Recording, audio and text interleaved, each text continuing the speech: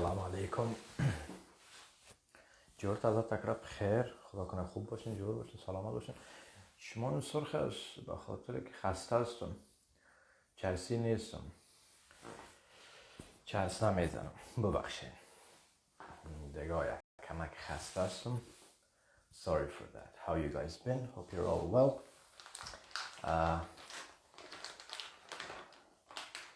The بسیاری جای in most of the countries right now it's actually very early in the morning, so we're just gonna go ahead and do our thing. Qeas Pirzad, our guest, is here already on time. Look at that. That's a legend. That's a legend right there. Okay, so without further ado, man, we're just gonna go ahead and if you join us, if you request to join, we'll bring our multidisciplinary artist, our very own, the retro king, the painter and the sculptor, and the performing art maestro, Qeas Pirzad, Haji Seb. Here we go. All right. Thanks a lot.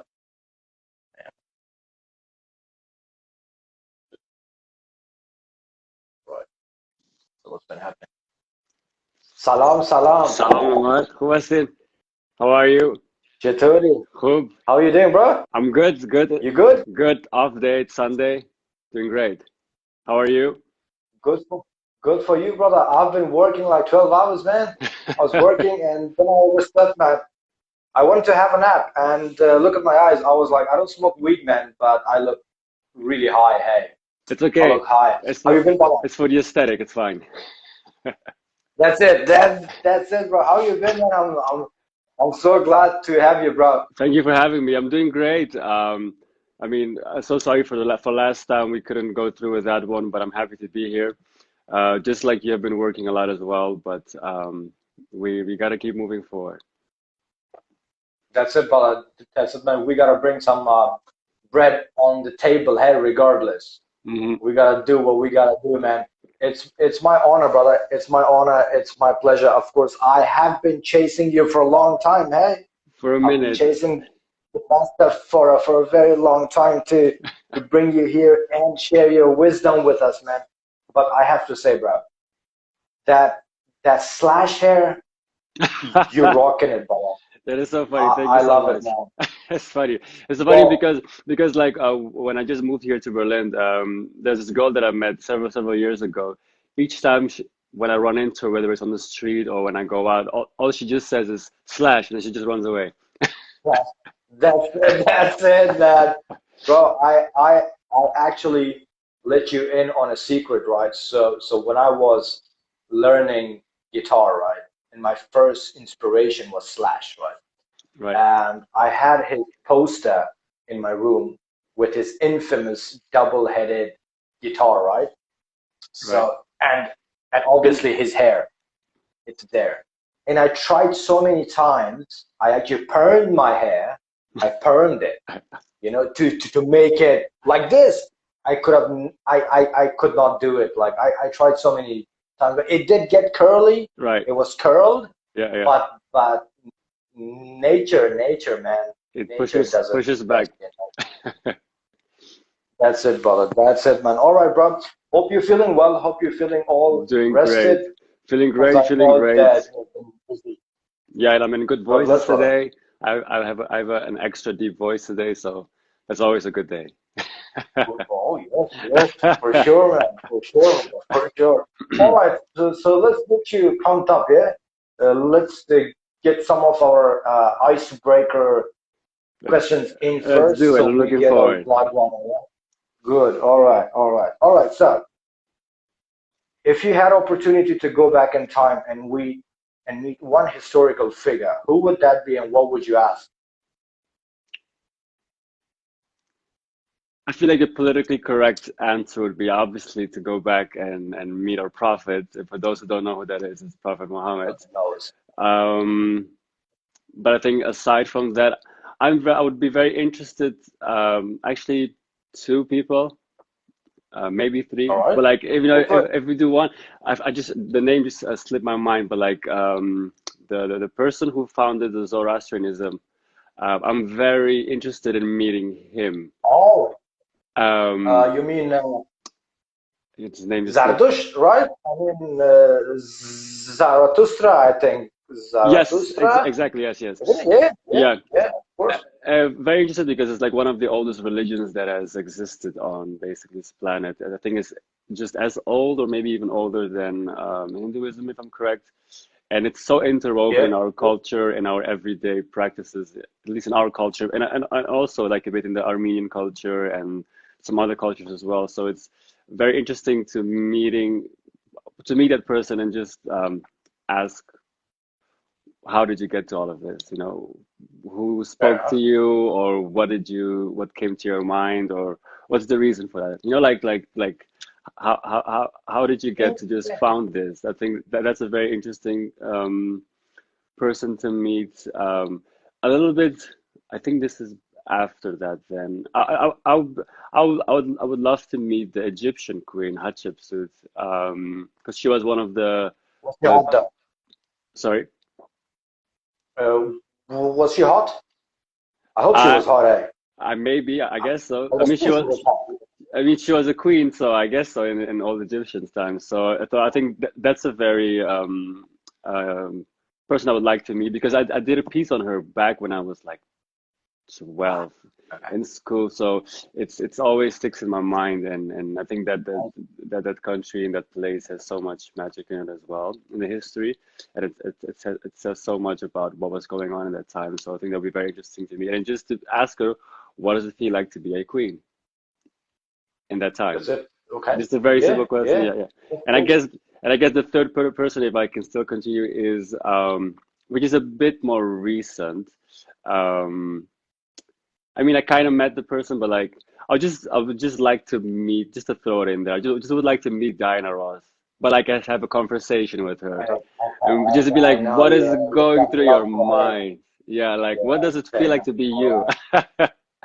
Okay, okay. Look, man, I mean that's a very look only an artist, like a very in-depth, pure artist like yourself, could actually think of something like as such. How does it feel to be you? You know, I mean, this could be Right, uh, very complicated thing to even answer. You know, right, right, so right. I might use your own question against you later today, my friend. You know, I'm ready for if, it. that's genius. God bless. All right, beautiful, beautiful. All right, man. Well, some really strong answers there, man. I know about because when you spoke about the Zara Tusra, the first thing that went through my head was Nietzsche, who actually wrote a book, right? And I was trying to read that book because a lot of people told me about it that you got to read this man, man.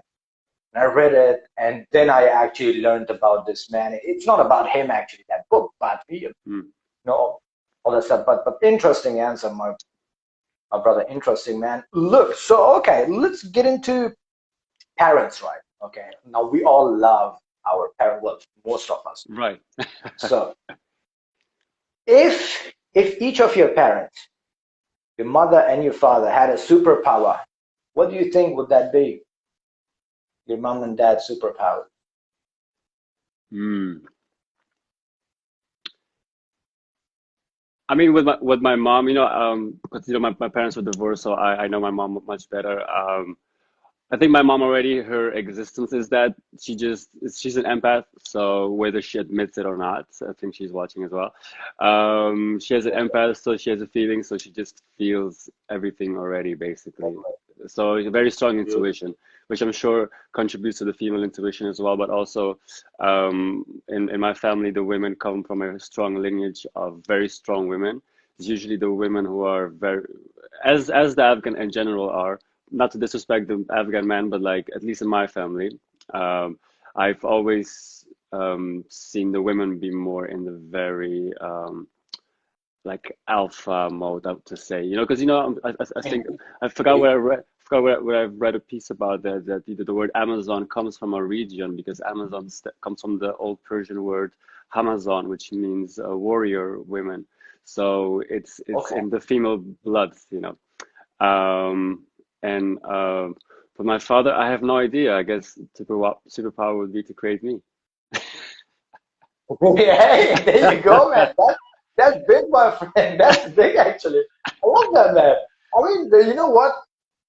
Talking about when you said that Afghan women, right? Yeah, I mean, no doubt. Why do we all believe that when we say that the heaven lies under the feet of the mother, yeah. right? The woman. Mm, So they already have that high up status already. They are superheroes. mm, I think because we all know throughout the history, no matter if we had progressive period of time in our nature mm-hmm. or conservative, but women has always suffered a lot more than men, Yeah, regardless. yeah, yeah. So I think no matter what, they are our heroes, and if your mother is watching, I'm sure mine is watching. So I pay my really deepest respects for my Khala John and my mom, Mm. dad. Thank you very much. Appreciate your efforts. And my dad, of course, for sure, his superpower be the same as your dad. He made me, Great. of Yeah. course. Come And also, on, that's I also all. wanted to add to that is that because and it's kind of similar to what I think you discussed with Farah Siddiq, I think it was a month ago or something. Is I mean, the people from our country, I think especially the women, they have so much power in them. There's so much resilience in them that they take on so much um, like you could call it burden or just like baggage on them. But also like I think the reason why I immediately said that such a big thing about the African women is because the women in my family, I mean, if I go back to my grandmother and her grandmother, they're all healers. Like maybe we don't have an actual, or they don't look at it that way, but like it comes through their food and how they take care of you when you're sick and how, there's always this feeling of home when we go to all of their houses. And a little fun fact is because my grandmother's grandmother, if I say this correctly, was working with one of the kings in Afghanistan. This is back in the 40s, 50s, if I'm correct. And she was the midwife for the king and the queen, and her name was Sabo. And the people who were born and raised in Kabul from that in the time of 70s, 80s and stuff, they knew like this the story about her because they would say she had magical powers, but like I think in today's time you could say she was an empath too.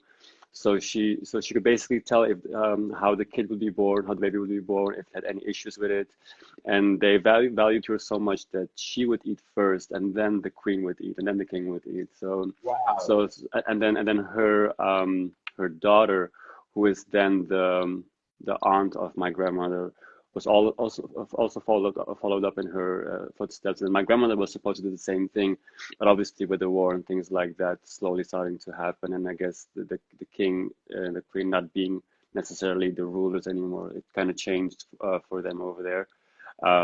So that healing part is in them, which obviously also means that we the men in our country also obviously have the power, maybe in a different way.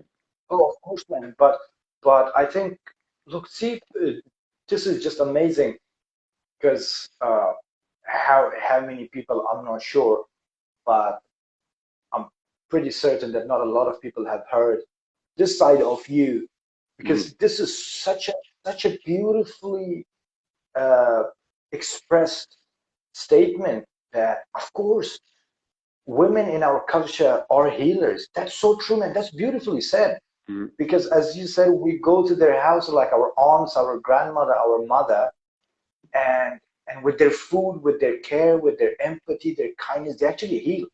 yeah, I believe maybe that's where the whole quote and the belief came that no matter how much tired and frustrated you get outside, but once you come home, you find peace. I think that's because the homemakers are women, regardless of the culture.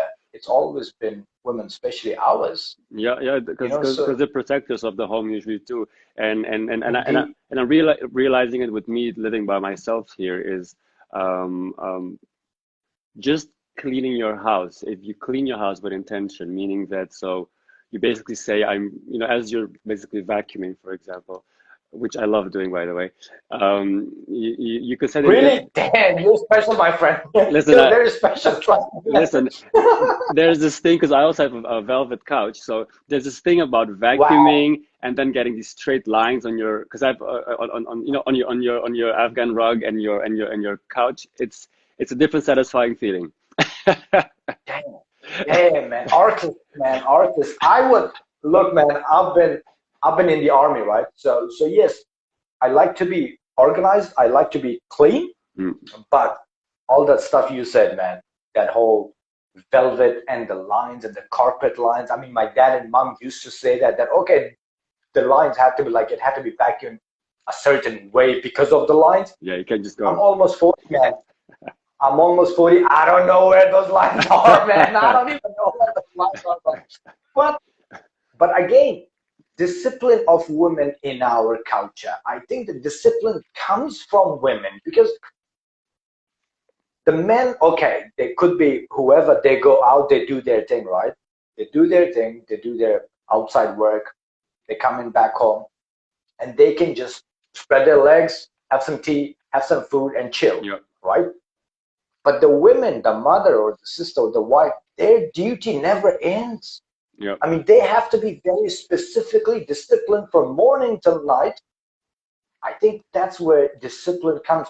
Man, that's like a whole different genre that I have to bring you and Farah and Wazina and all these women of our time today who are doing achieving all these big things, and you yourself who actually opened up all these beautiful things that me personally, I never really thought of it before now. So you're already teaching us, my friend. That's your superpower. I'm just loving it. thank you All so right, much. so this is going dark, right? Now we go Yeah, darker, little bit of bring it on. some dark synth, yeah, some dark synth playing in the background, and I love it. All right, so if you were a super villain, what was your catchphrase? Super villain. If I was a supervillain, my like the sentence I would say, um, Yeah, your catchphrase. hmm, let's see, um, it's time to finally die or something like that. Wow, damn, man, straightforward. That's very purely straightforward. It's time to really die. Damn, I love that, man. All right, simple and straightforward. I just love it. But again, you have some empathy that you're not gonna torture them. It's just that it's time that you finally die. So that's it, Yeah, man. it's You're time gone. time Good. to I get rid love of that. you. That's it. That's it. I love it. All right, so the last one for our rapid fire, man. Qeas Pirzad. Hmm. What is that one thing if we take away from you, the whole magic of Qeas Yeah, wouldn't be there anymore? What is that one aspect of you? it's the mind.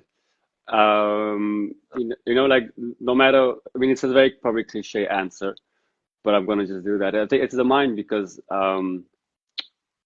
everything that you see on the outside, whether it's, speaking or what I create or whatever, wouldn't exist without that. So if my mind like gives up on me or if it's taken from me, then, I'm just a useless existence, I would say. A shell. Yeah, not A even shell. because I'll be dead probably, but just some skin and hair and some bones. Damn it. I would actually go into with all the things that I have saved up and I would spend on the auction to get the hair, brother. I need the hair, man. So I would take the hair. I raise my hand. All right, shotgun. Man, that was amazing, man. One of the best rapid fire that I've had till No, date. I, So I like doing it. I thank like you doing very it. much. But I just loved it, man. I mean, not only just fun, but wisdom and beautifully. All right, so let's just jump into the mind of Kaisione Pirzad. Tell us something about your upbringing and your influence. What Right, influenced you of your culture, Afghan culture? right. So, my mother, basic and like all the women and everybody in my family, they left Afghanistan like between I think 1990 and 95. Um, Wow. so at the cusp of when things started getting really bad. And up until that point, because my family for generations, they've basically been in Kabul from what I've understood. And so a little history about my mom, so that gets into my life is, she they were all had living basically very like obviously more Western lives than the rest of Afghanistan probably. And the stories that I've heard from my mom is that she's been to concerts there, and what I really loved, she's been to like an open stage or like a outdoors concert of Paris Saint because I'm obsessed with her, and just having jobs there and still going to school and university and all of that, just everything mixed in schools, and then coming to Germany, and then eventually ending up in Amsterdam. I was born and raised in Amsterdam, so which is obviously means that I'm immediately like the first generation then of from the I guess she wasn't an immigrant. She was an immigrant in the Netherlands, but she was in Germany. Um, so I automatically didn't have the Afghan experience like which maybe most people have when they were born and raised there, whether it's just the first 5 years of their life or whatever. But although I was born and raised in Amsterdam, what my mom did, she always spoke Dari to me at home. We always spoke Dari at home. We always, from what I remember, we've always had our food on the table. Very rarely would we go out, and that would be like once every now and then. But I was raised with our food and our culture at home. So the first culture I knew was our culture. I didn't speak Dutch until I went to school or like kindergarten at the age of 4 or 5. So I've never really felt Dutch in that sense. Although on paper I'm Dutch, my on my passport and stuff.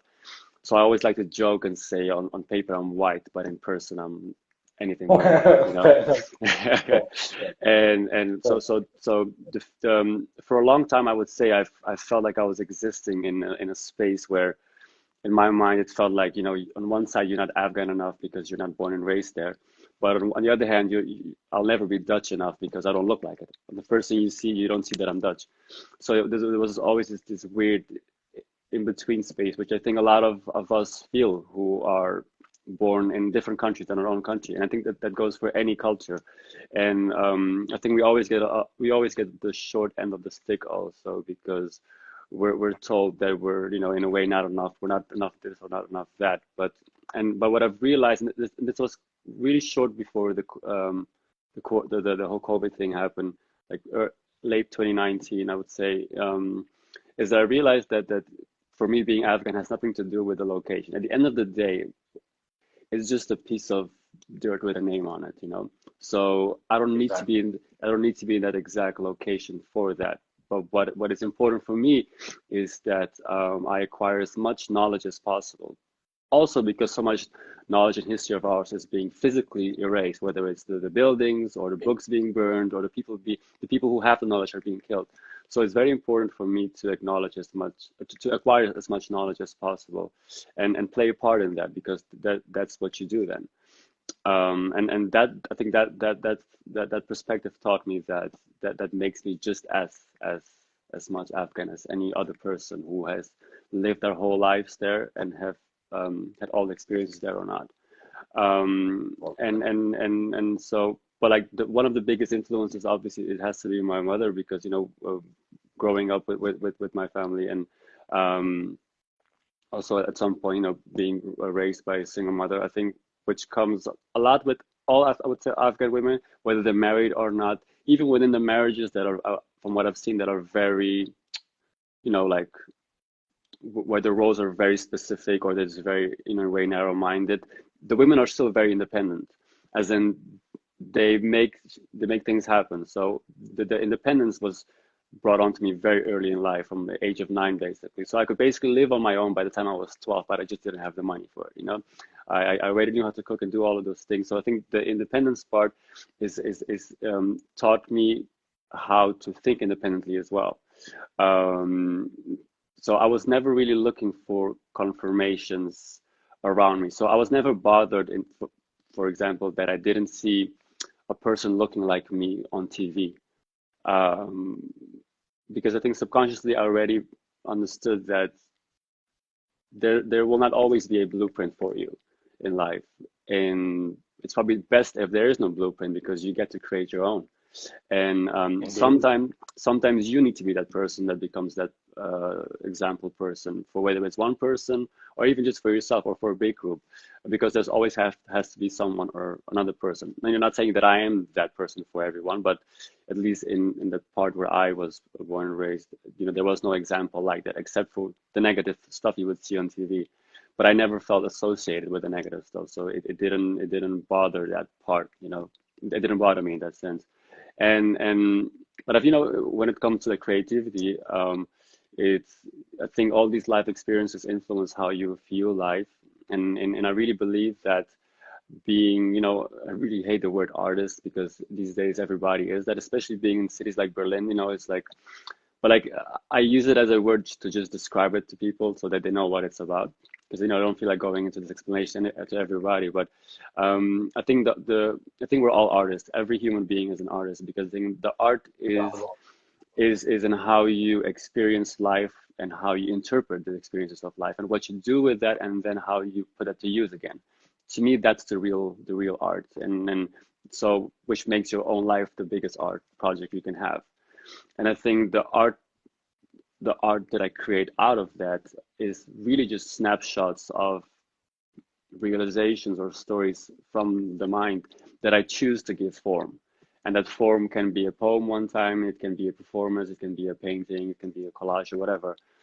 Um, so it's so that's the side I like to stay at, and which again goes back to that independent, being raised as an independent person and thinking independent, is to really think what feels good for you, and then if it feels good for you, then you should just do that. And which also means that a lot of times you will have to go against people, have people who will go against you, and people who will not agree with you. But which can also obviously be very terrifying because it means sometimes you have to drop people, no matter how close they are.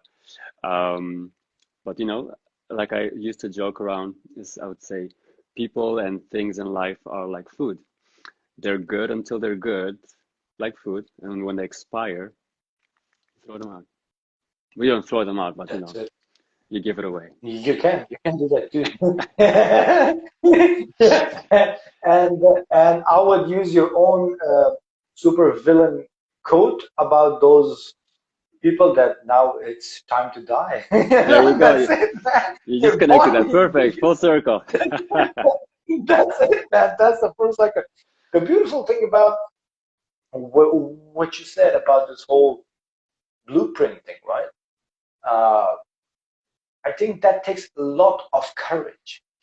You know, Hmm. not everyone in this world would actually dare to even imagine having this audacity, Hmm. these balls, Right. this power inside Right. themselves, and this confidence. What you just stated Mm. is that if there is you don't need a blueprint, why don't you create your own? Right. Right. Because a lot of people today are so used to this following a trend, a Yep. Yep. blueprint, Right. Right. just perhaps because they haven't found themselves, they don't know themselves, Yep. they just find it easy or they relate to it, so they just follow that whole crowd.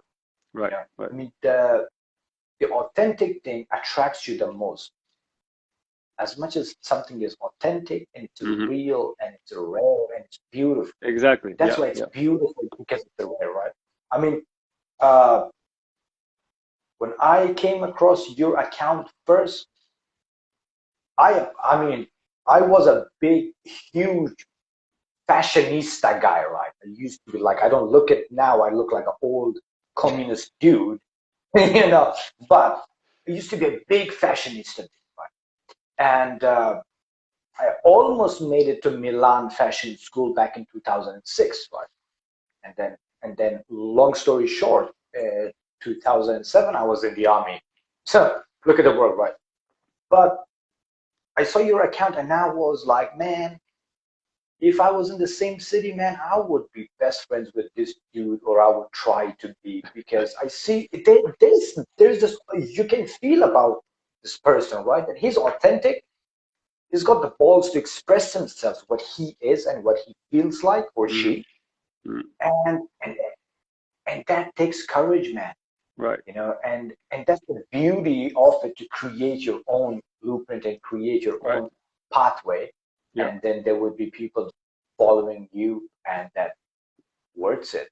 right, right, Instead of following somebody who's following this other person who's uh, replicating others. right. That's just a waste of the whole community. But I think with that, the common mistake lays in with people think you need to find yourself in order to have whatever. But um, like I had this moment when I was 22 and a half. The half is very important. It was in the summer of 2015, where I was looking in the mirror and I was like, yeah, I want to search for myself. Who am I? But then I had this epiphany as I was looking in the mirror, and that's the first time I actually truly saw myself. And I was like, who am I looking for? Myself. And I was like, but how can I search for myself when I already am myself? Like I exist within me. Wow. I don't need to.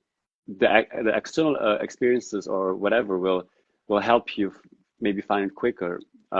Experiences, whatever that is, but it's in you. Your true essence is in you. So it's just taking off these layers of whatever is put upon you, whether it's society or religion, family or whatever, and you hold on to the things that resonate with you and the things that don't necessarily resonate with you, and um, that's really how it is. And it sounds much more simpler than it sounds, than it actually, I mean, is. But this is a lifelong journey, so you might as well give into that. And I think even with things like I don't usually talk about religion, but even with things with religion, the way people follow it is very much very black and white. But I think if religion was so black and white, let's just go to Islam, if I make a little bit with that, and I'll be very careful with that. But like if Go for it, it's brother. Go for it, man. It's you, so it's you. You just go for it. I mean, Tell me, tell me. I would say if it was so black and white, this specific religion, okay, why would it have manifested in a language, the Arabic language, especially the old Arabic language, where every word has several meanings to it, has several interpretations Exactly. to it, and if you're saying that the God you believe in is the creator of everything, then the same God is the creator of your brain, which means your brain is given to you to think and also figure things out. Wow. And then you move towards this book when you maybe feel lost or you need some guidance or whatever, because otherwise it wouldn't be there. That's what you have over here. Because Wow. I don't think you need a book to know that you should be good to the people around you. I don't think you need a book to know that kindness is very important, and that love is very important, but also that shadow exists as well, as opposed to that, because you cannot have love without hate, or whatever that cliche sounds. But Okay. it's part of it, because you kind of have to experience the negative and the darkness to also understand the other one as well.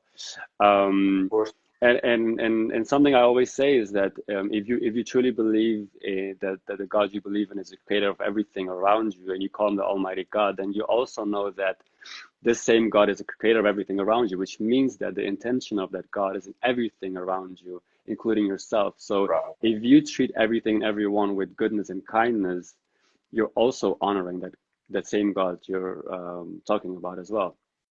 It's the same way as when somebody you really care for gives you a gift, right? You will cherish it forever because that person had a thought and gave it to you. So it's the same with everything around you, because you love this God so much. So then you know that everything around you is created by the same God, whether it's the believer, the non-believer, the good person or the bad person, the animal or whatever. So you cannot be like, oh, this is a specific kind of human, I'm not going to deal with that, or this is a specific kind of believer, I don't want to deal with that. No, because it's still created by the same God you're talking about. Um, Belong. so I think that's the base of that. I don't know how I That's got there, but yeah. now. Look, man. Look, you got into it, right? So I mean, there's a lot of ways this could go into, but I'm gonna keep it very short.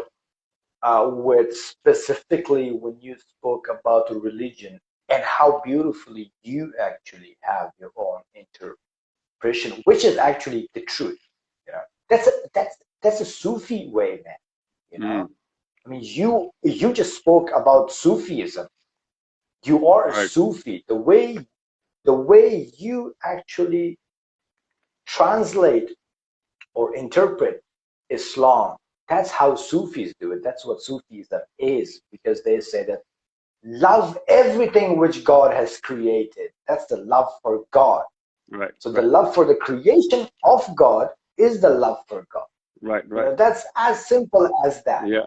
You know, but of course, you have to have a lot of compromises, and you have to kill the ego, Yeah. like that super villain once said, now it's time to die. Yeah. You know, Yeah. so you gotta tell your ego, you Yeah. know, Yeah. now it's time to die, because I Yeah. love the creation of the creator. So that's very Yeah. Sufi. And But also, you need to sorry to cut you off about the ego. Also, and this is no like, and I know that there are followings and religions based on that, but I don't believe in the killing of the ego, because that comes with us since birth, right? So yes, I think you should make your ego your friend, because you should, if you learn how to activate your ego, you will know how to activate it when you maybe feel the most insecure, when you feel when you're doubting the most, because that's when you should activate your ego, because your ego will boost you up. So you should have it with you, but you don't make okay, yeah, decisions. I don't think you should make your decisions based on your ego, but you have it like in. It's like, like you're sitting in a car or something. I think I read it in a book where you're driving and it's in the back seat. You look at it, you listen to direction it's giving to you, but then you decide if you're gonna go that direction or not. you just reminded me of somebody whom, when I learned about all these nafs and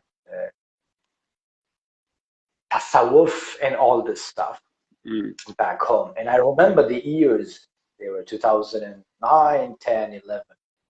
And then I came home one day and I said, nafs kushi, to kill your ego, right? And then this person said, bachim, nafs kushiyom sahi ne. mm, Killing your ego isn't actually what is very important. You gotta use it. You gotta harness it, you know?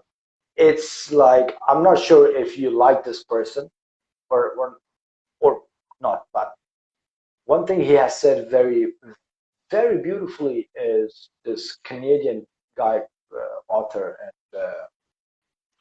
Professor Jordan Peterson, right? He said that you need to be bad, you need to be aggressive, but you need to know how to control it. yep. You Intention. know, it's just saying, yes, Yeah. it just goes with the ego as well, that you need to have it. Hmm. For certain things, you need to use it. Yep. You need to harness it. But you cannot let it lead you, as Rocky Balboa says, it's a Right. ring of fire, Right. you Right. know, Right. right? Yes. So Exactly. you gotta control that fire. You don't let it burn you, Hmm. but you gotta make it to inspire you. Exactly. Man, we could go on for Forever. ages, man. I could talk about flat Earth, man. Do you want to go into that now? Now we're not gonna. All right, all right. Beautiful, beautiful, man. You gotta add philosophy into your bio as well, man. You gotta do the Sufism I'll and have to. philosophy. I mean, I have to read more about Sufism, because I've always heard of it, but I've never really read about it. But we're always learning, so I'll start researching that as well. What is it there to read, man? You Exactly, just gotta feel. You exactly. just gotta feel. That is Sufism. Just the love, one love, flower love, and the That's God's it. love. That's That's it. Sufism, my friend. That's Sufism. All right. So, uh, since I have come across your art, I Hmm. mean, it's a variety, right? It's a broad spectrum Yeah, how yeah. you express yourself. I mean, it's just a whole world in itself. Now, where did you actually recognize your own particular vision of how you see the world? I know that you spoke about your Right, influences and how right. you found yourself, Mm. But if we put it in like a literal way, practical way, right? I mean, how do I want to paint, or how do I want to sculpt? Where did this come from? Was this inspiration from other artists or the world around you? I mean, so when I was 17, right out of high school, I went to the Royal Art Academy of The Hague in the Netherlands, which is short for KABK. That's the short version of it. Sorry. And I studied the interior architecture. And it was way too young to go at that age, obviously, because you need to understand how your mind works in order to be doing these studies. And I was one of the youngest students of that art academy in that year, because in my class there were people who were 22, 25, 45, so it was a wide range of ages. So I was already like basically forced into cracking the brain. And my teacher would always say, I had one teacher who would say, you should look at it as like an elastic thing. It should be elastic. You should be able to never have a concrete thing. It should be able to move around a lot. So that really formed my way of thinking a lot, I would say. So and as I was doing that study, I really realized that I love thinking about life and making interesting connections with each other. And so that stayed in the back of my mind. But after that, the art academy, I kind of took a break of creating anything for 4 or 5 years, because I was too stuck into what will the teacher say. Will it be good? Will it not be good? So I still had their voices in my mind. But then in like late 2017 here in Germany, in Berlin, I remember thinking like, so what am I going to do with my life? Because at that point I was just doing some side job. I was, let me tap back into my creativity. Let me give it one more chance, and then I can fully close that door. So as I opened that door, it all basically flooded out. And like the paintings that I was making or started making then, and the ones that I've also been posting, those were the first oil paintings I've ever made. I have not studied painting or collages. So all these things, even the writing, is just things that I try it out and see what I can do with it and how I can make it mine. Um, and like I said earlier, it's just a snapshot of whatever is going on in my mind. But like specifically with the things where I use Afghanistan, for example, in that part, I was Googling pictures from from our country, but all I would find is a lot of like war pictures, and which is also the reality of the place, obviously, but that's maybe the last 40 years. But like there's also been good things happening in between. There should also be good imagery, but you cannot find that unless you search specific locations or buildings or whatever. So I was like, I'm gonna change that. So that's why I started using like whether it's existing buildings or buildings that are half destroyed, and use that in those collages. And I was like, what, I'm gonna like basically make those into like art pieces and have it available as a unlimited form of art prints, which you can then purchase obviously on Redbubble. And so if you Google a specific building, you see the destroyed version, but you can also see the art version. So because a lot of our buildings have rich histories, because they were part of the Silk Road or part of specific times when kings were in power. So it's not just this destruction that our country has. So that's why I started using that in that as well, because I think the part of can you hear me still? Yes. Yeah, I can hear you. So this part of sorry, okay, so this part of showcasing the pain and the grief, I think there's enough people doing that already, whether it's the media or our own people, my peers to say that way, whether it's through Overdoing it. So I want to add to that as well. Nor do I want to add to that, because I think I like to I think I'm a pretty positive person. I like to look at the silver lining of things, no matter how dark something is. So why not extend it with the art? Because the art has has maybe a power, to call it that way, which your words have when you speak to a person. So you're going and if that can influence a person in that moment and give them a bit more hope, then that's amazing. But like at the same time, I don't create my work to be a hope for a person, because then I think you're gonna be operating in a specific narrative and going to almost force it. So I let it come naturally. But if my work can do that for a person, then I am happy it can do that, because then I think the message really came across to whoever is looking at it. Um, so I'm not here to highlight the grief. I mean, I think, we all rant and stuff on Instagram, which is part of it. That's what social media is for, I think. But when it really comes to the work that I make, I'm just sharing my bits and pieces of my thinking, and if that can help a person, or if they can resonate with it, that's amazing, I think. And also, if it doesn't, then then don't look at it. Exactly, man. Each man to themselves, right? I mean, your vision is a vision of hope. It's a vision of color, right? Yeah, I mean, I looked into your works of uh, Jupiter, right? yeah, yeah. I mean, it's it's wonderful, man. Thank I mean, I have seen Afghanistan. Uh, Obviously, because of my age, I can't really go that much back. you. But as much I've seen as a kid, I remember, and then I came back, and then I've traveled. Uh, and that's one of the best views or picture that we should have in our minds, and we should look at it, because no matter what context, hope is never wrong. Hope never does wrong. Hope never works in a negative way. Exactly. You could show people devastated, and buildings collapse and destroyed. Okay, yes, that's reality. Right. That's history. We have to know, because that tells us the story and what we have to look out for, and the history behind what made it happen. But then what we had, what we are actually in reality, and what we should look forward to, Exactly. Yeah. that's what I see in you all. Mm, And that's what's amazing. We all need that at times. yeah. And We could be ranting. I forget that um, a lot of people have faith, but they forget that hope is faith, which means you believe in something big, something better coming your way. So I think sometimes, instead of saying, "I put this in the hand of God," no, how about you do the work? How about Mhm. you do in making the work easier for the God? How about that?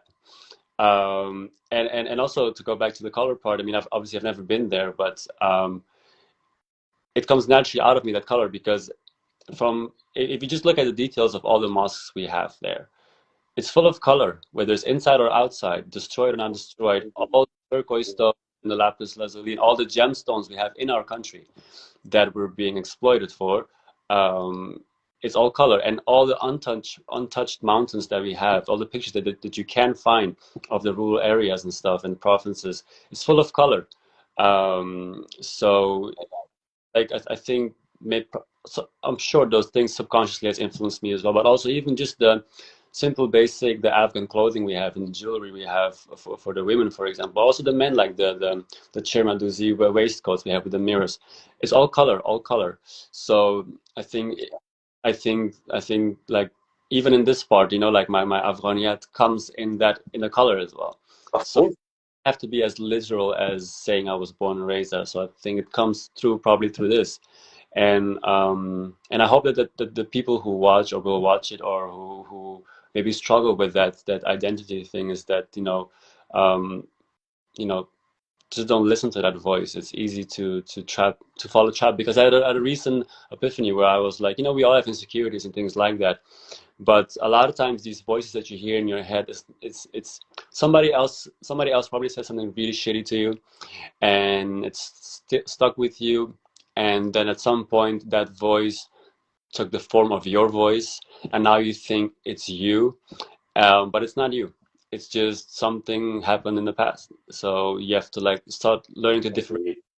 actually you and what is taking the form of you, which I think essentially in religion comes back to devil, um, which also takes the shape and form of your voice, and whispers in your ear. I think that you can interpret that way as well. And once you learn that, and once you learn that your simple existence, your worthiness is that you're existing, whether you're by accident or not, you're here. So there is a reason you're here. So I think once you actually learn to accept that, the same way you accept that the God exists, the same way that some people exist, that the Big Bang just happened. Um, why not just accept that you're supposed to be here, and then move forward from there, and you can then apply that to anything. Indeed. And I think you will then hopefully be able to contribute whatever that is to your life and people's lives, if that's what you will have. Beautiful. As coming to to the aspect of hope, I would share something very simple. We people Afghano, in Afghanistan, we have a very popular saying that "Sara umeed dunya qaim ast." It's the hope which keeps the world intact. Mhm. You know, I mean, as you spoke about this whole ranting on the social media and the whole cry Mm. about, oh, what was and now it's destroyed, right? I mean, people, there's a very simple thin line here when people see all these devastating images, right? What they think in their head, oh, how it was and now it's not. Let's cry about that. No, no. What you show in your art, and I love that about it, and I totally support it, is that, look, this is how it was, right? Why not to make it back to that instead of just crying over what has happened, Or create new things, you know? that can even Exactly.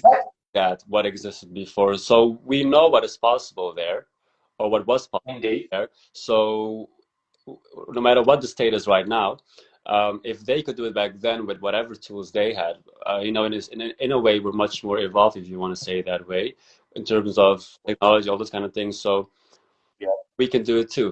But also, if you really think about it, and I think this comes even back to our music. Like if you listen to the Iranian, Tajiki, and Afghan music from the 60s and 70s, it's all about heartbreak and pain. So we also love to be dramatic and be very cynical.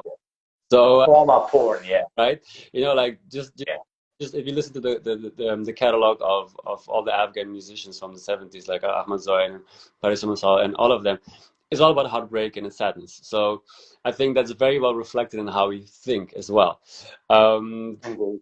it's almost like we love to torture ourselves, because I think we, Yes. in a way, we enjoy that in a way it kind of brings humility, but also like there should be a fine line where you enjoy it, you feel that emotion, and then you let it, and then you move forward, and actually getting lost in that feeling. Which I think a little bit for a lot of people that it happens, because also I think that comes back to a lot of people don't know what else to identify with, because that's maybe all they've seen visually or heard of. So it's a comfortable place to be in, because you know how to act and be you, or speak or whatever in that specific emotion or that specific state of being. And then maybe going to a hopeful place is maybe like a which goes back to the beginning of a conversation. It goes back to having the courage to get out of it, because maybe being hopeful, or maybe letting go of that identity of destruction and pain and whatever, means that you have to start over again in a way, because who are you now with you accepting the negative, or the heartbreak, or the pain, or the destruction? Who are you without that? um, but like, you can live many lives in one life. um, so why not do that? They say cat has 8 lives, but I think many more. Bravo. Exactly. That was exactly the image in my head about the cats having 8 lives, man. I was like, why not to get inspired, man? Why not to get inspired by all those beautiful moments and imagery and realities that we have had, instead of just crying over this trauma porn, Now, why not? like in our culture, they say if at night you see a cat walking, that it's bad luck, but or like that it's a jinn in it or whatever. But at the same time, we follow the religion where cats are basically honored because, like the prophet, Exactly. if the cat drinks from the water, you can still use it to do your, wuzu before your prayers. So it's like contradiction.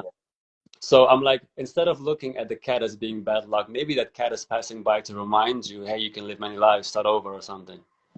Yeah, that's it, man. That's it, man. You know, Or I mean, look, man. I mean, or we can just see it as the cat wanted to pass the street, man. For God's sake, the cat wants to. let it go. Yeah, exactly. But I feel like but I mean, like if you like to look for meaning in everything, which sometimes can go overboard, then change your idea. If you can accept a superstition, what's called a superstition or whatever, you can also make up a new one. Exactly. Yeah. I mean, Everything. because the ones that we've heard of Yeah. Started from somewhere. Exactly. Yeah. Someone started, so we can make up our own, Yeah. and then it could go on for the future. Who knows? Which again, I mean, beginning is that again, blueprint. Maybe you begin the new one. So that's it. you pave the way for something new. That's it. Yeah. Beautiful, man. Beautiful. Beautiful. I'm just enjoying this so much, man. I wish I could actually be in Berlin and we could talk for freaking hours, man. And inshallah, we will make that happen, my friend. We will. So let's get into the big picture of Qeas Pirzad. Yeah. I mean, you're involved in expressing your inner art, your vision, through a lot of different mediums. Right. Sculpting, performing arts, oil painting, just a painting, collages, all that. What is that? What is that one big picture? Maybe we did hear you talk about it in bits and pieces, right? But what is the big meaning in this one big picture if you collect this whole format, right? All these different forms, yeah. and bring out Qeas Pirzad in this one picture?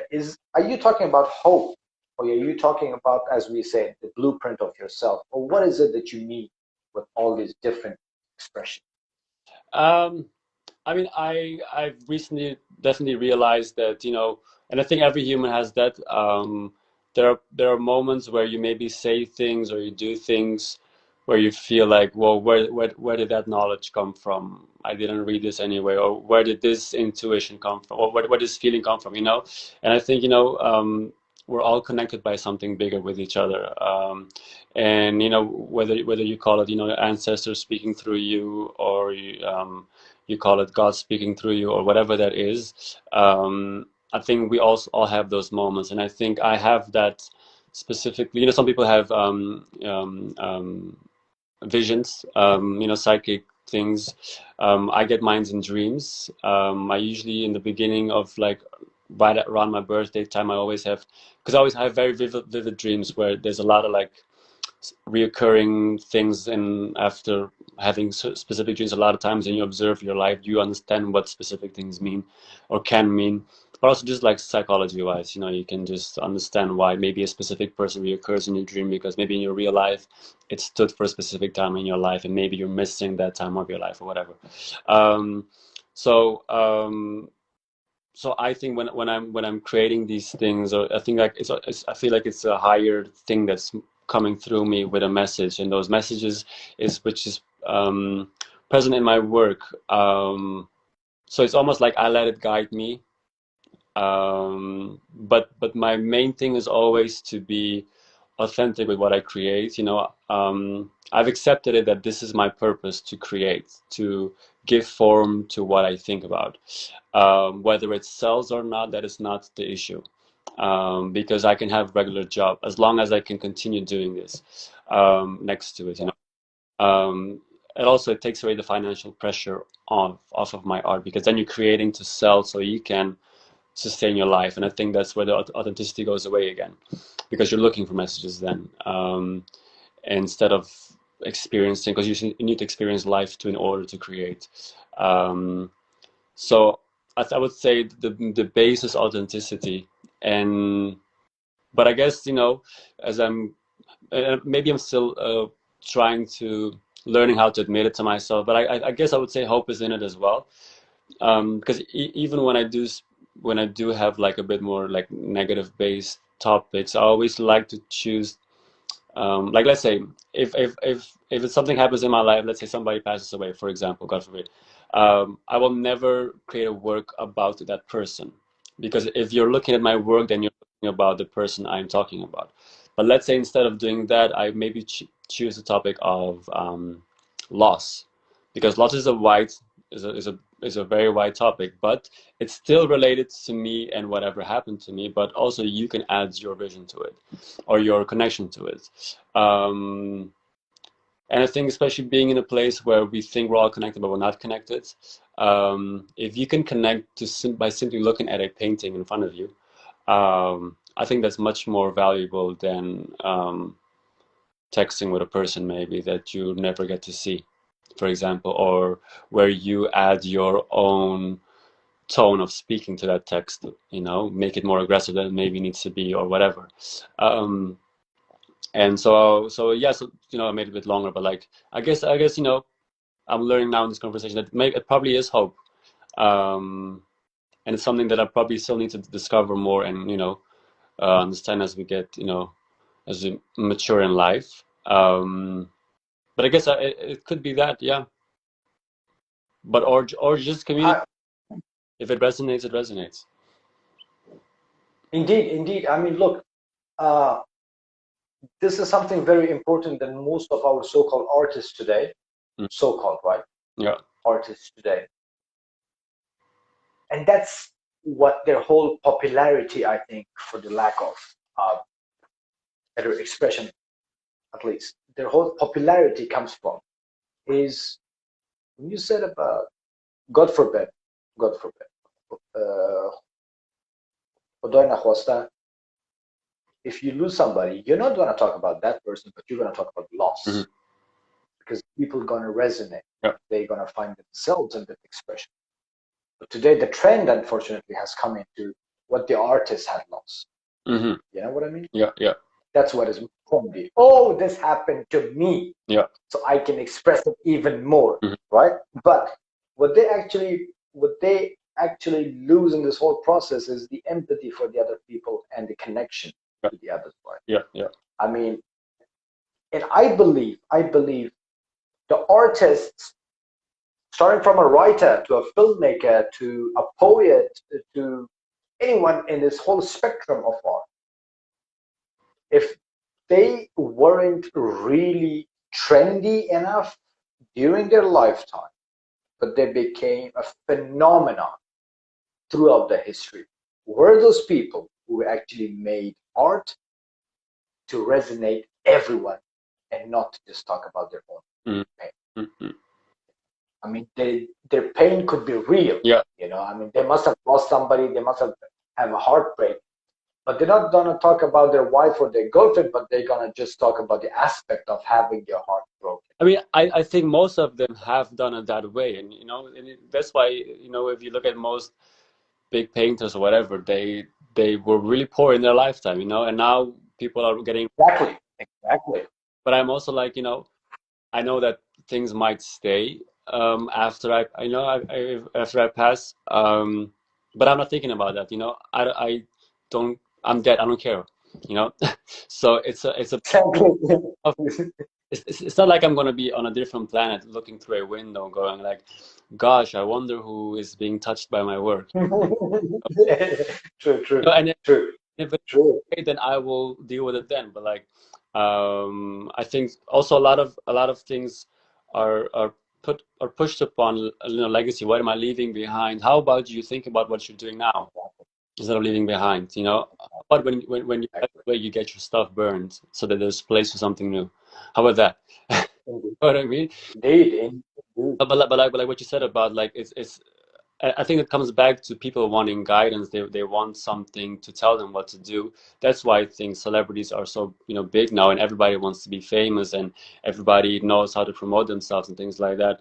Is because everybody, I think they don't even think about the impact they have. I think, to narrow it down, I think everybody just wants somebody to tell them you're doing great in life. Yeah. That's literally Yeah. what it is. Because if you look at interviews of artists, singers, or whatever, a lot of times you'll hear them say, you will hear them say, I always wanted to be famous. You don't hear them say, I always wanted to be a singer. So I'm like, Bravo. why not about your talent? So I think that comes back to this whole hunger of wanting validation, because get it. So you just need somebody who looks you in the eyes and tells you you're doing great, or you're doing shit, but you could do better. Come on, that's it, I think. Beautiful. And that is reflected. Yeah. But I think once you realize that if you really can trust your own voice for that, but also making mistakes is very important, because the real lesson is in the mistake. Because who wants to have a life where everything you do is right? I enjoy when I make the mistakes, because I'm like, oh shit, that was so embarrassing. But then I have a good story out of it, first of all, because my mouth can run its own. And That's it. That's it. that's why I'm careful with Twitter. But also, like, Are you? Are you? I mean, dude, you go off, man. I love that, bro. I love that, holding man. holding back. but I think what was I saying? Yeah. So we just need to learn to accept that we are here, and we're supposed to be here, and you just need to learn how to really nurture yourself sometimes. Because what I realized the other day was, like, the person that spends the most time with you is you. So if you don't nurture that and start believing, cliche, believing in yourself and really push yourself, you know, then you will always be looking for the external confirmation. And that can be sometimes a very lonely road as well, because you will have moments where everybody's going to love what you're doing and who you are, and then some moments you're not. And then what are you going to do in those moments when it's not there? Are you going to, like, end your life? Are you going to have an identity crisis or question who you are? Because I think that's what most of us maybe felt like when this corona thing happened. Yeah. Because you didn't maybe have physically people telling you specific things, and it was very screen, but when you turn off the screen, it's also gone. So I think for me that was a lesson as well, for most people, I think, as well, like how can you be secluded in your own space, maybe be in the same house as your family, but having to quarantine, and not go crazy in your own room, which goes back to you knowing how to create a home for you, but which essentially means, again, that if you have that good relationship with yourself, home is wherever you go. Yeah, I drifted off. Bravo.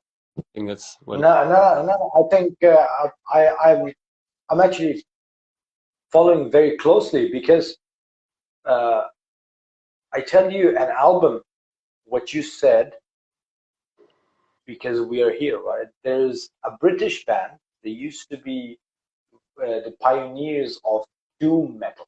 Okay. In the 90s, right? Okay. Now I'm a big fan of doom metal, right? So there was My Dying Bride, and there was Anathema. Okay. Now Anathema isn't really that well known from that genre, because they kept progressing, but you should listen to their album called We're Here Because We're Here. Okay. You should send me the link. We're here. Yeah. I will send you the link for the album. Yeah. We are here because we are here. And it's a beautiful. You will love it, because you just spoke what they're talking about, and the music expresses that. So it was beautiful, Bala. It was beautiful, man. Let's get into this. So, okay, now we're gonna get a little bit about this whole. We touched a little bit about it, but we're gonna go maybe as much as you want to go in depth about it.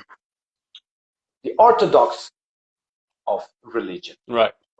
So you've visited Hajj, you're Haji. Yeah. MashaAllah. Yes. SubhanAllah. Yeah. Haji, brother. So with this whole modern and progressive world that we live in, the art, right? exterior wise, many people will see you and they couldn't even believe if you tell them that, hey, I'm actually Haji. Yeah, Right? I do a lot So too, yeah. of course, how do you balance Um, this whole aspect of exterior and internal?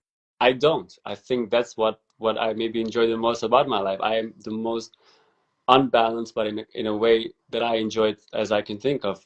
Um, I'm like this. If I like something, I don't like something. I either love it or I don't. I don't care for it. So when I love something, I will basically overdose on it. You know, to say it that way. Whether it's music, food, whatever.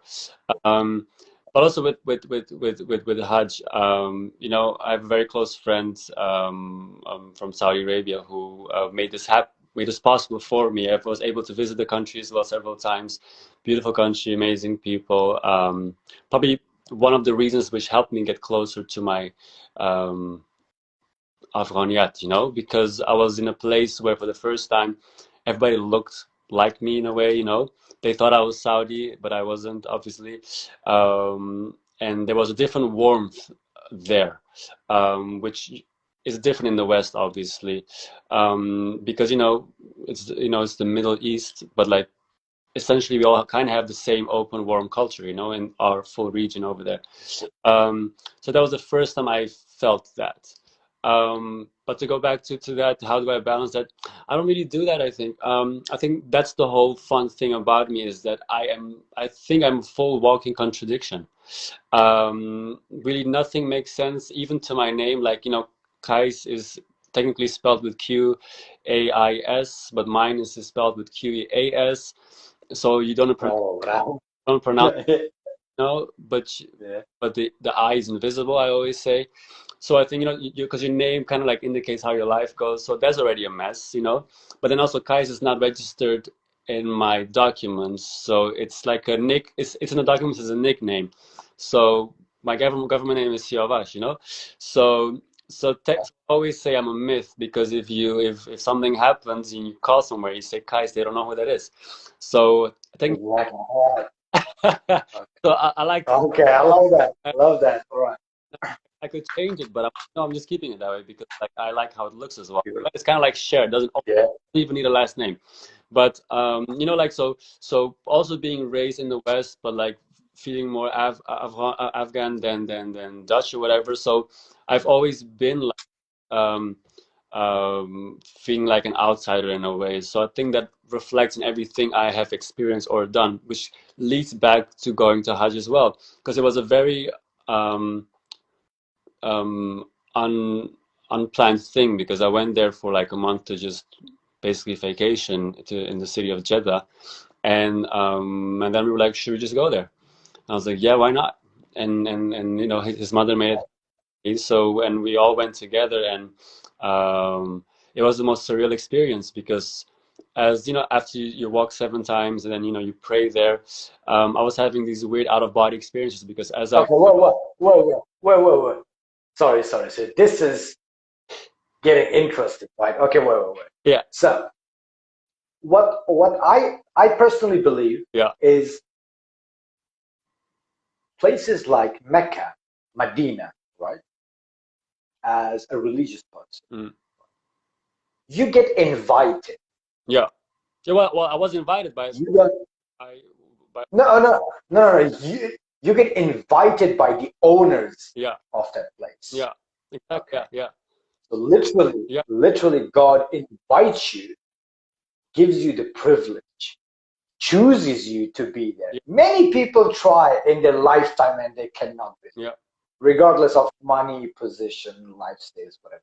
Okay. So first of all, that how do you feel about being invited yeah, while you didn't really plan for it, right, but you were invited? yeah, And secondly, tell me this whole experience when you said it was surreal. yeah, yeah, I wanna I wanna have some yeah. details. Well, Like I what was it? felt first of all, I mean, it's not like I felt like I was the chosen one or whatever, but I believe things happen in a specific time when they're supposed to happen. And the most amazing things happen when you don't expect them. And this was one of them. Because as a child, when I was learning how to pray and things like that, because I still have my mother still has it at home. We have, I think, one or two of the praying mats, Jai Namaz, where the embroidery is Mecca from a specific angle up there. And I used to have two pictures on my desk, which happened to be photographs of Mecca in the same angle from Mecca as well. So those two were basically the same thing. So when I was there, we were first obviously in a hotel up there because to do a wudu and all those kind of stuff, and it was in the same angle as well. So Wow. so I was Wow. so I was having flashes. I was okay. So I was okay. Am I making this up? This is not real because it's almost like Wow. that actually was happening there, which it was. So at the point where after you do your 7 times walking and you pray, as I would go down, you close your eyes, right? I would see the imagery of my prayer mat and the two pictures on my desk, and as I would come up, it would be in front of me. So Oh, so I had to like make sure that I wasn't losing track of what I was saying in my prayer, that I wouldn't mess it up. So after that, I think we like stood there for a few minutes because it was right before the actual Hajj was beginning, so it was already very, very busy. So we were actually lucky that we were able to get there at that time, because actually we weren't allowing people in anymore to come. So but to be at that energy is something, because in your mind, you're like, at the end of the day, everything is just a building. It's created by humans. You think that way, but being there, I think, reminded me of that there are places on earth that can be very magical because you are there as you're walking. People are crying around you, people are screaming around you, people are standing with their hands in the air towards it, and basically um, asking whether it's for help or for forgiveness, whatever that is. And you're also at the same time walking, and you're supposed to say specific things when you reach a specific point. And there are people around you who are chanting as well, for groups. So there's a lot happening at the same time, and you're trying to take in as much as possible, because it's Mecca. You're like at Mecca, and the Kaaba is in front of you, and it's much bigger than you can expect, because it's a huge black cube in front of you, and it's not just anything. It's a very special place, so all these big people that have walked the same place, not that they make it more special, but like you're all doing the exact same thing, which brings everybody back to the same level, is what I'm trying to say with that. No matter who has walked around it, you're all back doing the exact same thing, so you're equal, really equal there in terms of humans. um, all of that is going through your mind, and so there's a lot of energy, and then also you get emotional, obviously, because you're there, you're just there. And I think I wrote that as well when I posted that picture, is that there are people who save money their whole lives to go there, and they get at the end of their life, or they don't even get there. And for me, I was just there, so I often think about it still, what that means and how I can interpret that. But sometimes you don't get the answer right away, and you get it later in life. But whether I'll be able to go back soon or not, or ever again, just to have had that moment was a very, very, very special. Like, I will never forget that. Obviously, like it was a very humbling experience, and um, it was just still out of this world. It's like almost like it was a dream, because the next day I was back at the beach, from where I was staying. So it was like, you know, two separate really realities, but still very close to each other. So I think what I can learn from that at the moment is that, all these realities are possible to exist for you. You don't. I don't believe you have to be a specific way to be able to experience a specific thing. Because there's a reason why all these things are there for. So yeah, that was a magical, magical, magical thing. And I think um, maybe the closest thing you can experience to that is when you go to a mosque. But like when you go to a mosque where you can trust the imam, not saying that you cannot trust them, but where you feel safe in being at, you know, whether it's they speak the same language as you, or you know, where you know that they will not interfere with maybe how you are practicing your religion or how you are looking or whatever that is. That's it felt like a safe place. So it's almost like a home kind of a thing when you were at home with your mother or at your grandparents. It felt very similar to that. But also just driving through that city when you arrive and you it's because you can see it from far ahead. You can see the big building, you know, the big hotel that's next to it, and it's like you can feel the energy changing when you are driving towards that, and it's I can't even find the right words. It's just magical, just magical. Yeah, and I'm pretty sure that even if you are as a Muslim and you go into other holy places, whether it's a huge, big cathedral, if you just put aside that, oh, this is a different religion, you can physically, you can experience the same thing because, you know, at the end of the day, you know, everyone is believing in something bigger. So in some concept, you can say we all believe in the same thing, but we give it a different name or we look at it different. But we all believe mostly in a bigger thing. Even when you say I believe in the universe, even if the universe is conscious, whatever, you're still believing in something bigger than you. So essentially, we all believe again in the same thing, I would say. So I think you can find that in different things as well. You know, you can feel that same feeling when you're sitting next to a big majestic tree that is maybe like how high and how big, you know, you can still feel that feeling of like greatness being around you because again that's created by the same God you believe in, right? So and it comes back again, even if it's just a very you know, well, maybe not with tall buildings, but like sometimes I have that as well with buildings because again that's created by the human and humans created by God. So you can almost replicate that form of experience around you all the time. Or even if you're just having a moment of quietness, it can have the same thing. It will never match obviously going there, obviously, but uh, yeah, it was a great experience. I hope everybody who wants to go there can experience that. It's a good yeah. I hope. Um, you know, I think I've done probably over 25 and 30 of podcasts by now. Yeah. Uh, and this specific story and your own experience actually made me cry Really. because I swear to God, man, I swear to God, when you were talking about the angles that you were looking at, and since your childhood and the Jaina mosque, and how you were there, and this whole feeling of it, right? And when you mentioned you don't realize how enormous the presence is. The It's just not the structure. architecture, it's huge. Yes, Can fit what exactly. people in it now, you know, with all the floors they've added, and they're still coming. So it's a city literally in a few square meters within that city. Um, it's just and most of it, you know, whether it was destroyed a little bit and rebuilt again, it's basically the same things that are still there. So there's just it's just so much history in one spot. It's like when you go to a very old Indeed. church, you go inside and um, it exists maybe for 1500 years or whatever, or even more, and it's the same kind of thing. It's been there, and there's so much energy that has come and gone, and people that don't exist anymore, and things that have happened around it or in it, and how many lives have changed there.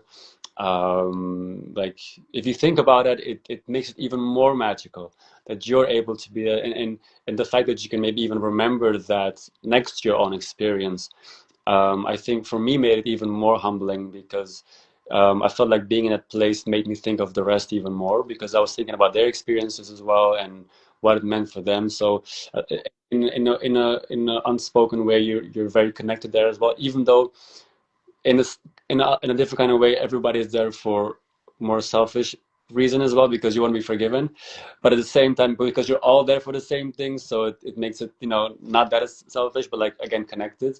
So like there's a unity, but also chaos in a way there as well, because you want to get close and touch the stone, which I didn't get to do because it was too full in the in and we didn't go there because people push and stuff. That also happens, you know, because this is the highlight of their life, so they need to get there, so they will do it by all means. They will push you, it will happen, you know, but you cannot blame them because you don't know the reasons for that.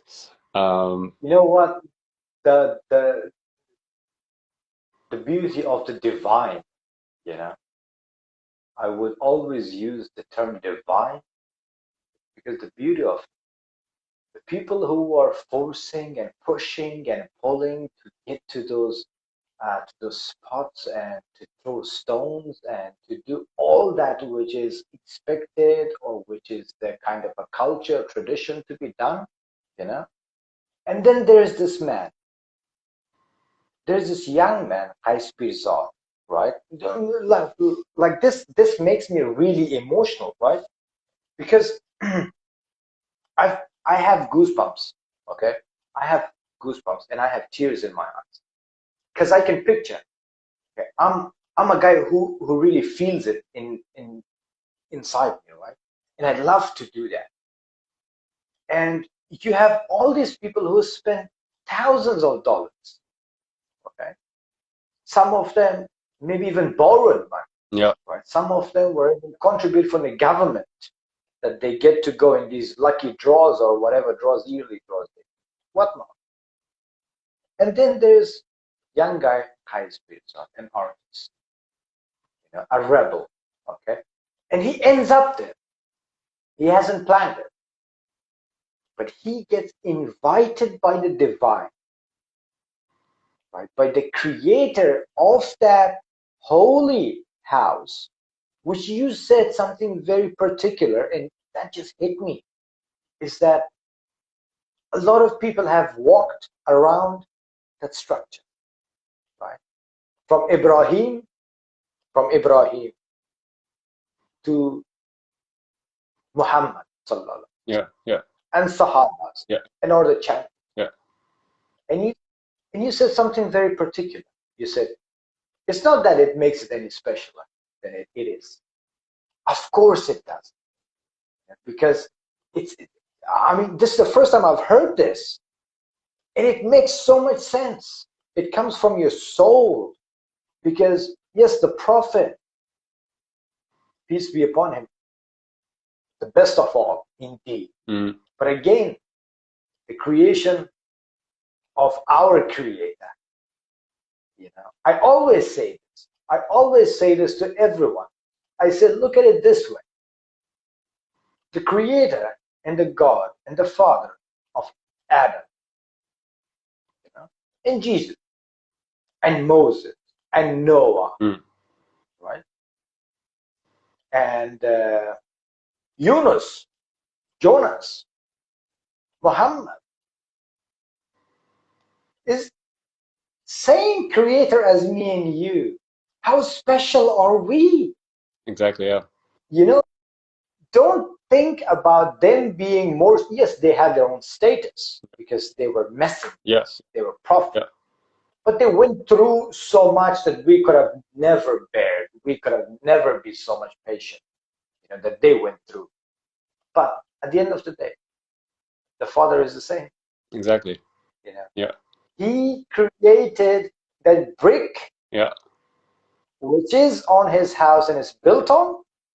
He created Adam. He created the animals which Noah took with him. He created Muhammad. He created the sword of Muhammad. He created Ali's courage. Mm-hmm. He created Qeas Pirzad. Yeah. And he created Lawan Mangal. Exactly. How divine that is. Yeah.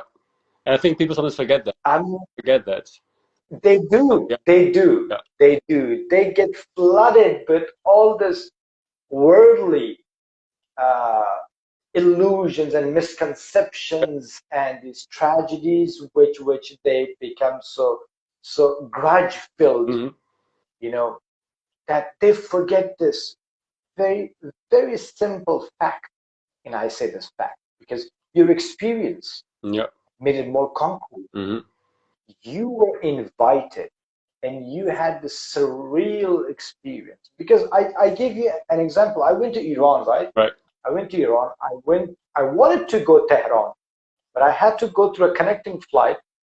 Well, not connecting, but I had to go Mashhad and then Tehran. And in Mashhad, there is a holy shrine, Right. right? A very famous holy shrine. Be it, people would call it Shia. Mm-hmm. I don't care. Yeah. For me, there's no Sunni, no Shia. Yeah. You know. Same here. And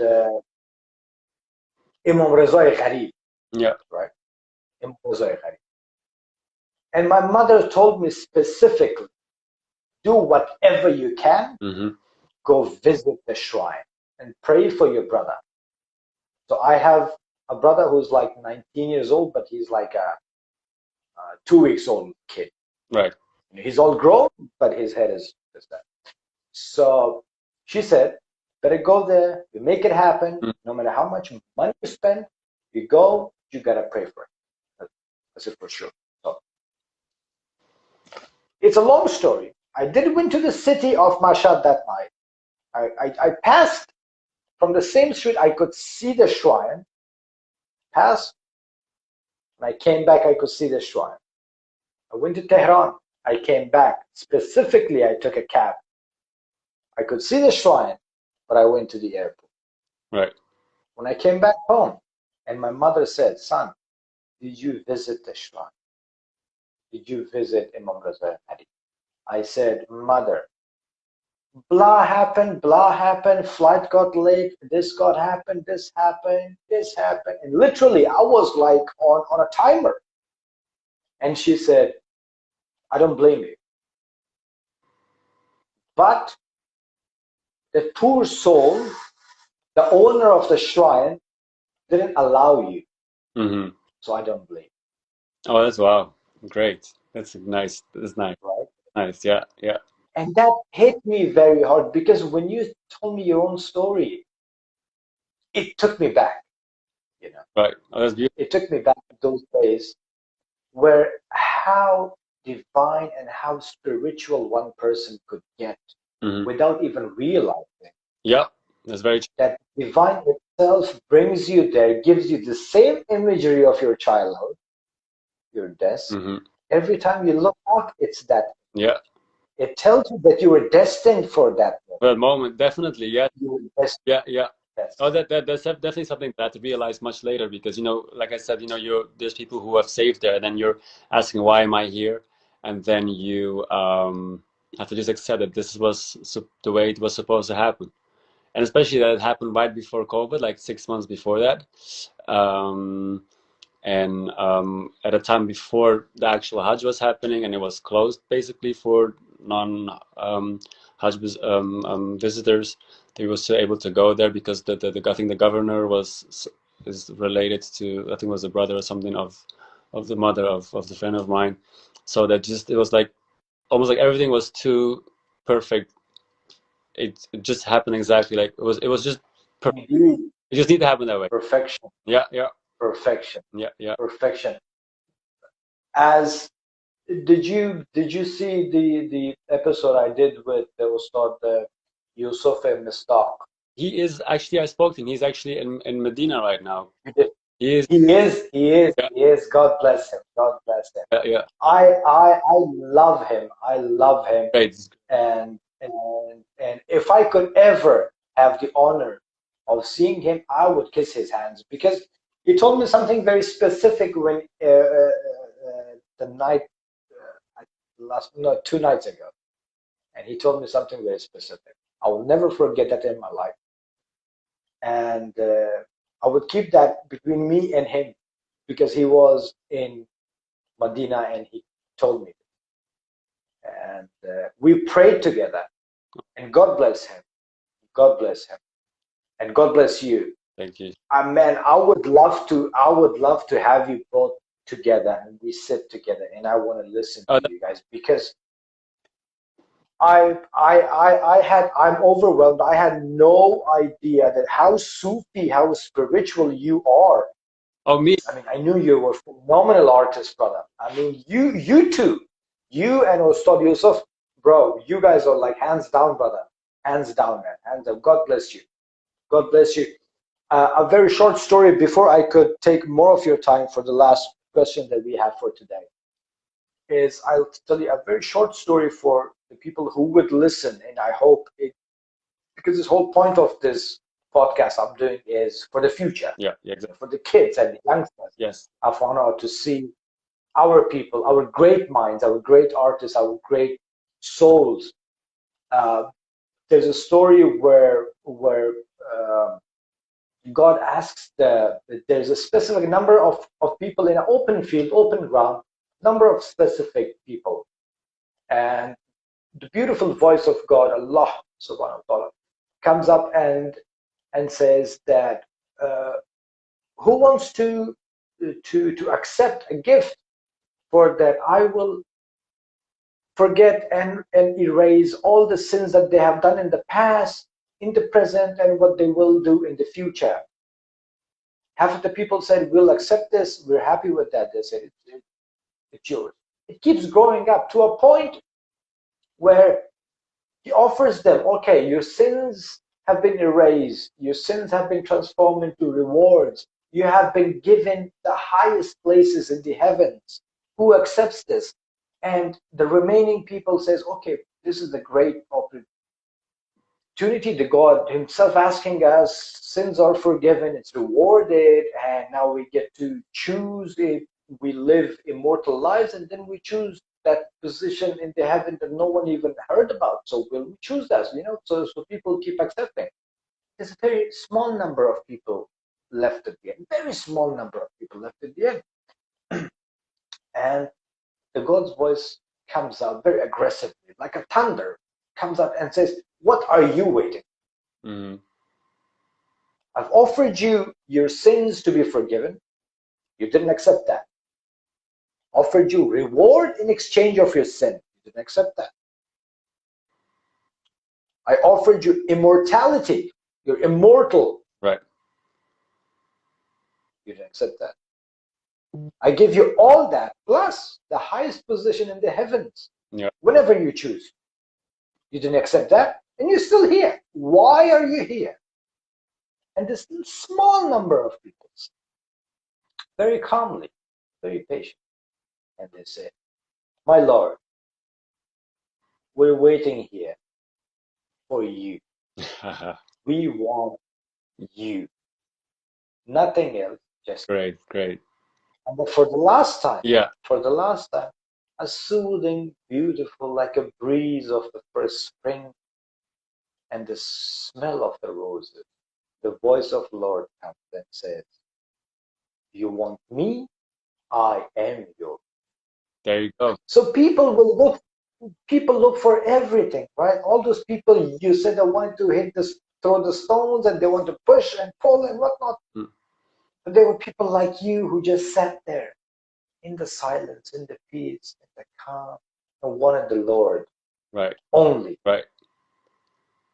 That's the whole beauty of it. And God bless you, man. Thank you. God bless you, brother. Thank you. God bless you. God bless you. I'm sorry, I just got too emotional, man. It doesn't happen to me, but I think it's your aura. I think it's beautiful. It is your aura, man. It is your aura. So I will give it to you. This last thing I ask every one of our Afghans. Yeah. Because I have to say, I'm a very nationalistic person. Yeah.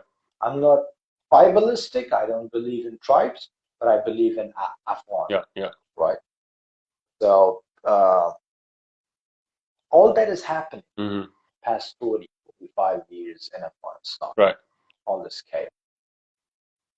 How much the fault is actually of the Afghans themselves?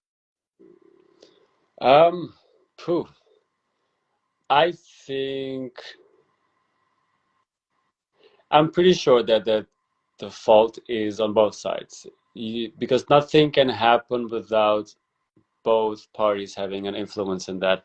How much, I cannot say. What I do know that is, from what I look at how Afghan people are in general, we tend to respect and believe the outside people much more than our own people. And I've seen it with other cultures who are in our regions as well sometimes. The ones that I was able to experience is that um, the outside validation sometimes seems more valuable than the togetherness we can have within our own country. So I think that could be part of that. Over trusting people could be part of that. I mean, you wouldn't think after, it became a bit more quiet, a bit more stable, for the last 20 years, or seemingly stable, um, in specific areas, I would say, not everywhere. Um, I don't think it's in the people's minds that the same people who are in power are going to fuck us over. Excuse my language. That's not what's going to be in your mind. But that's what the harsh reality was, and it was. I guess it wasn't just the last 20 years. It probably happened since when they killed Najib, right? What was it, the early 90s? Or when was that? Yeah. So I guess it kind of goes back to that, and I think maybe what the fault lays, if I can say it, with our people, is that the beauty of our country is that we have countless amounts of ethnicities. What is it? 20 plus, 30 plus ethnic groups, 20 plus, 30 plus dialects, languages that we speak there, And I think those difference, and nobody looks the same. So when people say you don't look Afghan, and it's like, what are you talking about? Have you met every Afghan to make that statement? Even our own people, So it's like, it's the most insulting thing you can say, because there is no look for our people, actually. There is no look. No, but those differences we use, or we have used, or are using still, as ways to suppress each other, instead of that is the whole beauty of our country, that it's a melting, and that should be on the forefront. Like, so when people were talking about unity in August, I felt like it was for selfish reasons, because people were talking about unity because now it was affecting their people. But now I don't see anyone talking about unity, So I think if you're talking about, because unity to me is, if one group moves forward and one is left behind, the whole group the whole group will stay behind for the one person. If one group moves forward, everybody can move forward. That to me is unity, meaning that the people you don't like, the people you don't feel deserve to be here for whatever reasons, because we have those people who think specific groups are not supposed to be there. That's not unity, Unity should benefit everybody, including those that are less fortunate or have experienced more or whatever. So that doesn't mean you have to give everybody the same opportunities. You should give everybody the same starting point. So some people will need more tools than others. So maybe one group needs more money or more support than others. And I think that is and there's so much nationalism within our country, within the group. So specific groups feel like they're more Afghan than the others, or whatever, I'm not going to specifically say anything, but like is in and or other groups feel like, together with other people, they've been here longer than those, or they feel like they came much later into this region or whatever, so they shouldn't be here or whatever. That's all stupid, because even the name of Afghanistan didn't exist until like 1800 whatever. So what are you talking? Name has changed so much from Khorasan, Bakhtaryar to this. So, and probably will change, and what, 5 times in the last 20 years, from Emirates, Islamic State, or whatever. Yeah. Going to continue changing. So we have to embrace that, and that should be used as our the most powerful thing we have. That we've had all the religions at some point, 7, 8 religions exist at the same time in one country. Some of them that do believe in God, some of them that don't believe in God, like the Buddhism that has originated from our area, and whether you go back to to the Zoroastrianism and people who believe in nature and all of that. So that's the whole beauty of that place. But it's it's almost like we're being played by ourselves in a way. You know, we play ourselves in a way by doing this. We not only erase so much of our history, we erase knowledge, and it's like specific history is only allowed to exist, not the other ones, and that's very unfortunate because existing that way, this country will never be what it can be or what it was before. If you can forget about that, you know, and it will continue to be used and depleted and exploited, and we won't be able to do anything and just stand there and watch. So until we acknowledge this and acknowledge also the harm we have done and are doing to our own people by just the words we use sometimes, unless we acknowledge that, and I also sometimes see on the internet where people are very they get very like defensive or aggressive when specific people bring up genocides in our country, because that's what history is, which means you bring up what has happened so it doesn't happen again. Saying don't bring that up, which you know, which happens a lot when it comes to this to groups and Hazaras. They're like, why do you keep bringing this up? Like, no, you bring this up because it was a very important moment in terms of turning point, traumatic experience. So you have to bring it up. So we're reminded the same way people keep bringing up 9/11 or the Second World War. So you remind yourself to not do this again. So, and I think a lot of times these groups are being silenced. So yeah, don't bring it up, don't bring it up. Or you also did this, you also did that. But like, no, we have to bring all of this trauma up. That's what history is, the good and the bad. So we know what happens, prevent that from happening again. Because if you don't bring it up and you don't talk about it and you don't teach it to people, then what have we learned from those things? Nothing, right? Uh, so I think there's a lot of work that needs to happen within ourselves as individuals as well, and which means that you also should know the history of all the ethnic groups if you can, you know, at least the bigger ones that have written history, you know, down somewhere, you know. So it's important to know that not just from your own ethnic group, because they're all connected in some way, because at the end they all originate from one group that existed there several thousand years ago. So we're all just like little subgroups from one big group, you know, which Bravo. thing in religion, like, you know, all the groups that we have within the Islam, at the end, no matter how you practice it, you still believe in the same thing. So, in the same God. So there's no need in killing off the other group or saying they're less because they practice their religion in a specific way, or other religions. So, you know, I think you should respect the people around us, because then you respect yourself too. And I think a lot of times that self-respect, if you look at it this way, is not there, because if you would respect yourself, you would respect the people around you too. And yeah, just be mindful. If you really want the country to move forward, like, we need to stop doing all of this and name calling and those racist slurs that we have, because our language is very diverse. Even our slurs and our bad words, they're very creative, you know. They're very creative, you know, and they're laughable as well, because, like, you know, if we do it to ourselves, of course the world is gonna, you know, do it to us, if you look at it that way. Indeed, of course. Yeah, because look, they don't respect each other, so we can play in on that. Why not? And that's exactly what has been done, because they were able to use groups against each other. Maybe one group never killed the other people, but by just saying that and them already having tension, you really immediately believe it, and then you go against them again, and then it's an ongoing battle, and then this is where we are now. And that's how you get a country that is created from our own country to be suddenly superior to us. Bravo. I love that one. That I was expecting that from the super uh, villain who said, "Now it's time to die." Yeah. That was just a specific quote. That's it, man. Beautiful said. How do you say Qeas Pirzad? Yes. Vale. I just love that, man. Uh,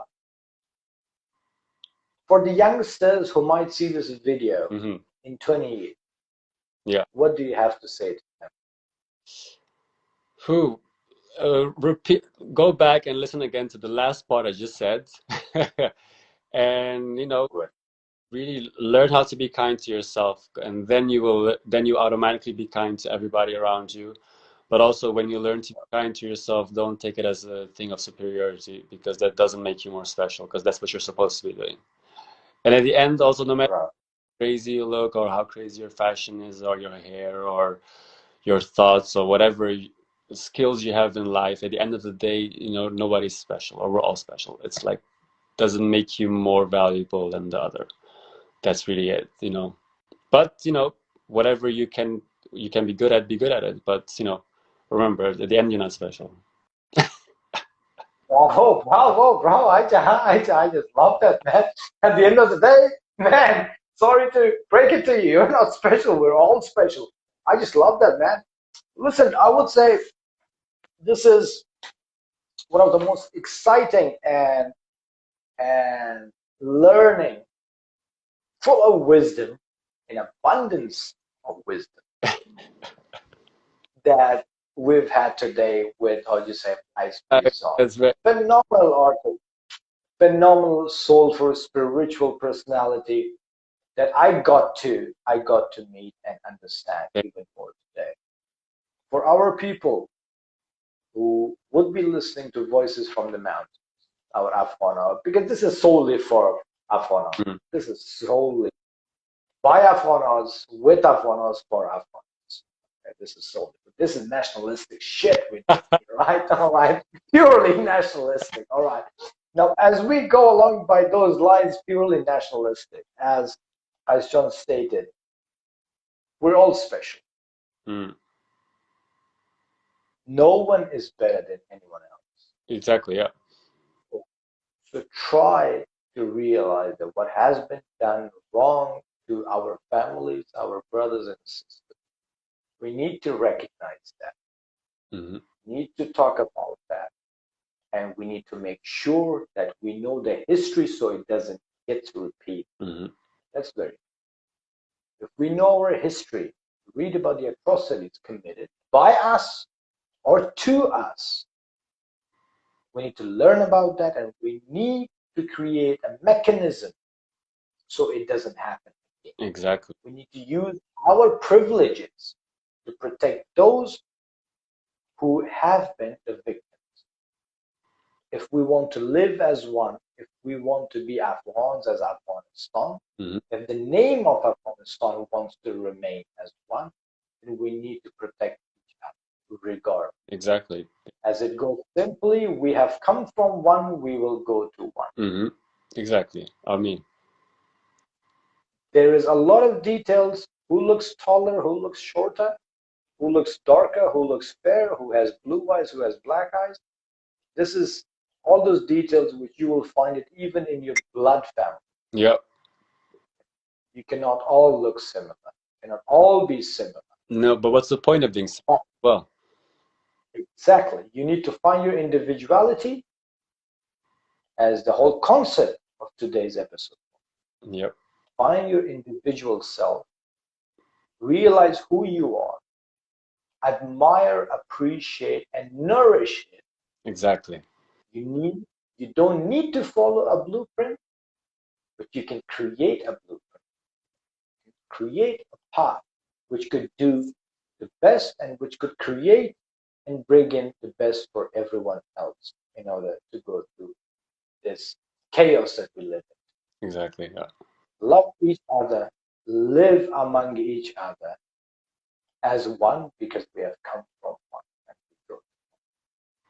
Exactly. Remember, we have Afghans like Ustad Haji said, Qeas Pirzad, which the world should know about, our Afghan community should know about. This is the whole purpose of this thing that we are doing here, the Voices on the Mountains, is forget about Picasso and Mozart. Forget about that. Forget about Sufi that, Sufi this. We have individuals like Qeas Pirzad. Remember your own, learn from your own, and appreciate and admire your own. That's how we get to live and last Exactly. in this very temporary world. Mm-hmm. So this is Lamar Mangal, your servant, an illiterate person, learning so much from Ustads like Qeas Pirzad. Thank you very much, Ustad Khan. Thank you so much for giving this I'm honored. opportunity and platform. I think, I think I've seen a lot of your things where you say, you speak very humbly, but I think, like, you have to remember that you're the facilitator of this as well. So you're just as equal as anybody you're having on this podcast or show, if you want, whatever you refer to it. So I think it's, um, it's nice to be humble, but also this is where you can activate the ego a little bit. You're equal. Well, I think I could only say that we're nothing comparing to what our the creator is, and it's good to remain humble in front of the creator. Exactly. Because we should know who we are. We'll just use those aspects of our egos which has been given by the creator, Right.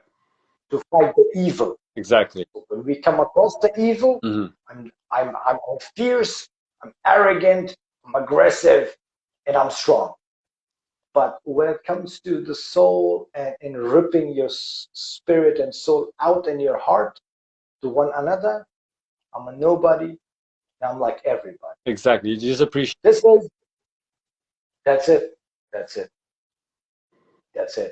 So this is Lamar Mangal from Voices from the Mountain with Ustad Haji said Qeas Pirzad. Again, thank you very much. Thank you so much. I'm much honored. This is great. Hope to see you again. Hope to see you again. Inshallah. Inshallah, we will do that. Have a great day, my friend. Have a great evening. My brother. Be well. Thank you very much. Always a pleasure. Thank you. Thank you. Voice from the Mountains out. Salam alaikum.